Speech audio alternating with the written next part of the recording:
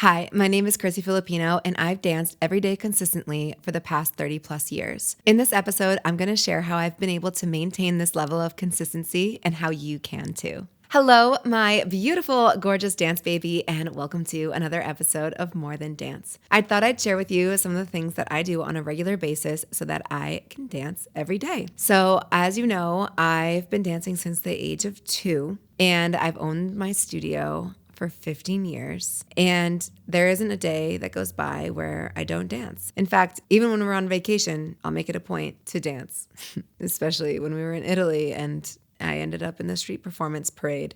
So there is a way if you have the will. One of the things that I do that you've probably heard me talk about is I fuel my body with chicken and rice and all the good things, and also chocolate. I love chicken and I love rice. And what I love about having that meal on a regular basis, which what I mean by regular is 4 to 5 times a day, I love it because it's protein and it's carbs, and then I have a certain amount of fats that I have every day. So I do pay attention to my macros. I do go to the gym on a regular basis, at least 4 times a week. And at the gym, I'm lifting, but I'm not powerlifting anymore. I used to powerlift. And when I'm there, I focus on my main muscle groups, and I also focus on any accessory muscle groups that I can. So treating my shoulders really kindly and my knees. As you know, I've had 4 knee surgeries on my right knee, and I've had situations on my left knee. And there are just things that you get to do to maintain and prevent injury. And going to the gym is one of those things. And doing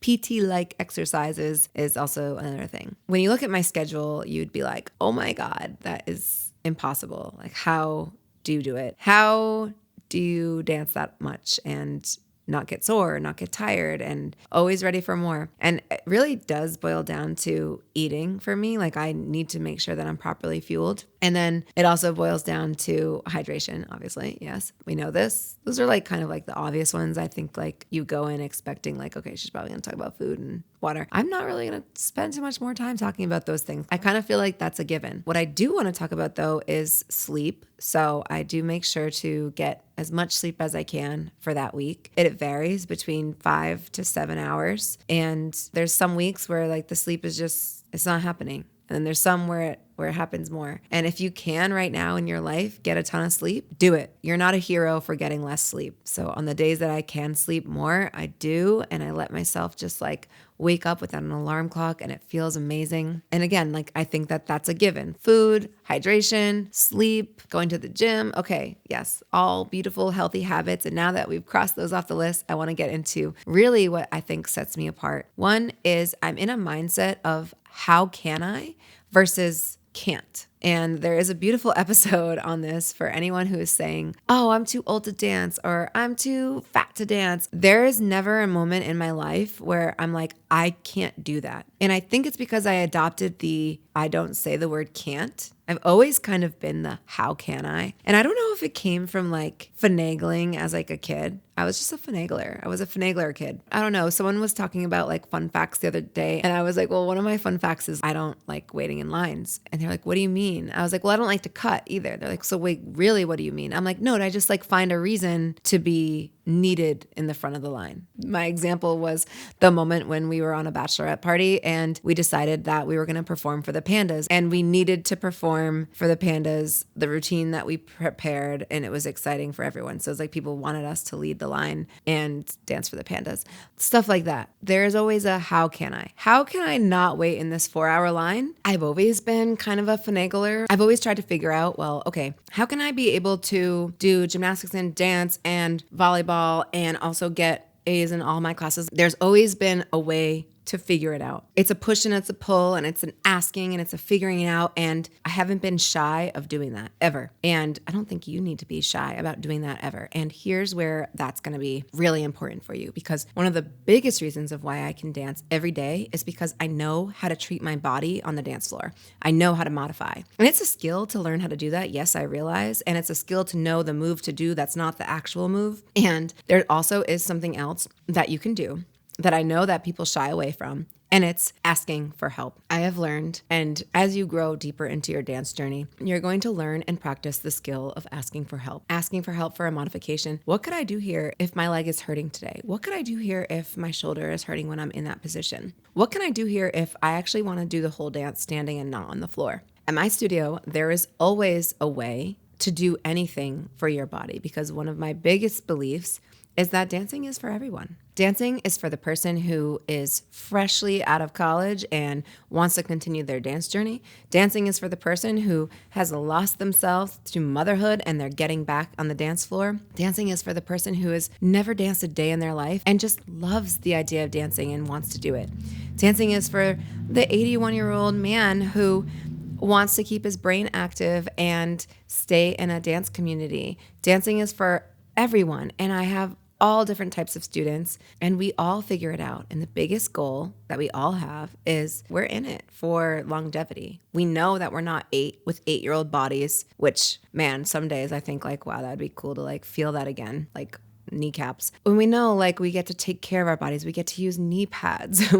We get to think about maybe icing or heating after class. Another thing that I do on a regular is I get a massage once a month, and that is helpful. And I gotta say, one of the biggest things that's helpful though is my mindset towards dancing. The reason why I'm able to get up every day and dance and teach dance and be as active as I am is because I have the mindset of I can do it. 5 days after my surgery, where was I? And I'm not talking like quick surgery. I'm talking like they opened up my whole entire backside of my leg, went inside, lifted my calf out, took out a tumor. Where was I 5 days after that? At the studio, dancing in the way that I could. Whether it was my arms, whether it was my head. I was teaching a full-on class with my helper, which was me a couple of months ago filming the class that I knew I was going to teach that day. So yeah, it's the I can mindset mixed with the dedication of doing so. It's not like I have a magical body. I have a lot of aches and pains, a ton. And it's just knowing deep down also that once I get on the dance floor, everything goes away. It's the most magical place you can put yourself, because you could have the most miserable day and go to dance and be like, I was mad, what? I was sad, what? I was heartbroken, how? Or there's times where like, I'm like, oh my God, this hurts so bad, knee related or whatever. Or, oh my gosh, last week, Josh and I, like, our tummies hurt so bad. So I like showed up with like the biggest stomach ache from the food that we ate. And dance made it better. I don't know how. I showed up and I was like, we're going to start on the floor. And as soon as I did like my first sway, I was like, oh, I'm better. So there really is no secret trick or secret food groups. It's really believe that you can, trust yourself, get yourself an amazing teacher, and you'll be able to do it too. And I'm not thinking that like it's going to stop anytime soon. And maybe that's a character flaw, but I can picture myself as like 82-year-old Chrissy, like rolling in, and I literally mean rolling in with my walker with like the tennis balls on the bottom and giving like a little like body wave this way, that way, a little this, little that. The movements are going to be smaller, but I'll be dancing. And I hope that you will be too. There's a lot more that I want to say about this exact subject, and stay tuned for more. And this is like the perfect moment of being consistent, because as I'm sitting here right now, I don't feel done with this episode. And it's just like another moment of just showing up, being consistent. This is the time that we had today. This is a really, really crazy busy week that Josh and I have. We've already filmed 4 episodes, and this is the 5th because he's going to be traveling next week. And so I'm like, you know what?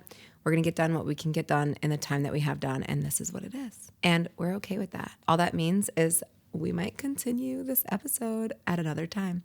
And if it was helpful for you at all, make sure to let me know that you want the part 2, because I am fully ready to go into more depth on this. And it's also like sitting with the feelings of knowing that I have so much more to say, and also releasing and surrendering, knowing like, okay, that's okay. This is what was meant to be said today. And if you enjoyed this, it would mean the world to me if you shared this with a friend. When you share this podcast, you are helping someone else with their dance journey. Thank you so much, and I'll see you on the dance floor.